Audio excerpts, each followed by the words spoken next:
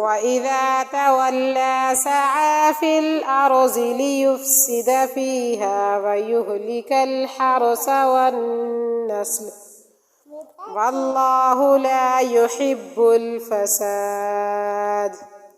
وإذا قيل له اتق الله أخذته العزة بالإثم فحسبه جهنم ولبئس المهاد.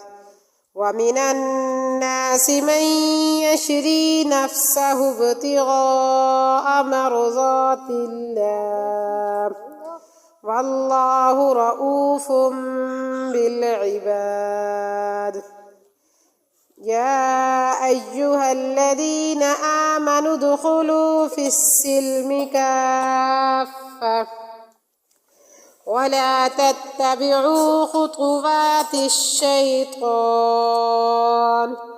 إنه لكم عدو مبين.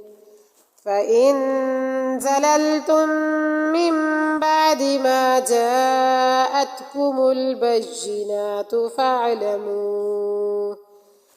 فاعلموا أن الله عزيز حكيم. هل ينظرون إلا أن يأتيهم الله في ظلل